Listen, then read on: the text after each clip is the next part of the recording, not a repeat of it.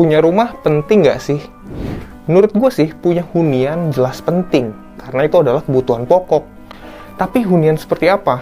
Apakah harus rumah? Kita kesampingkan topik sulitnya milenial dan Gen Z beli rumah dulu ya. Lo bisa lihat gambar ini. Ini Jabodetabek tahun 90 dan tahun 2020.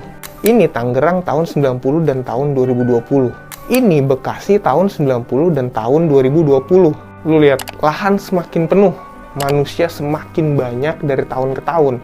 Bayangin deh, generasi di bawah kita tuh mau tinggal di mana? Udah harga tanah semakin nggak ngotak, ditambah banyak orang-orang kaya yang punya rumah segede alun-alun tapi kosong, cuma ditempatin sama ART-nya. Karena rumah dijadikan sebagai instrumen investasi, bukan sebagai kebutuhan pokok, kayak sandang, pangan, papan. Jadi banyak yang punya rumah lebih dari satu, tapi nggak dipakai. Cuma nunggu harga naik aja. Apakah salah? Ya nggak juga. Legal, nggak ngelanggar hukum. Padahal ya, kalau mau sebenarnya alternatif rumah dibangun ke atas atau vertikal lebih solutif loh dibanding dibangun ke samping. Apalagi di perkotaan. Misal tanah 1000 meter dibangun rumah. Tanah itu cuma bisa ditempatin sama satu keluarga. Tapi kalau tanah 1000 meter itu dibangun ke atas, jadi banyak keluarga yang bisa tinggal.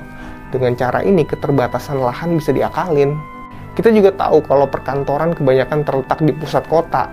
Nah, kalau konsep hunian ke samping alias rumah ini masih terus-terusan jadi andalan, bisa-bisa orang yang kerja di Jakarta, rumahnya di Puncak atau di Sukabumi. Makanya kenapa masyarakat negara maju banyak tinggal di apartemen, salah satunya untuk menyiasati lahan yang terbatas ini. Emang ada pro dan kontranya sih tinggal di apartemen atau rumah susun.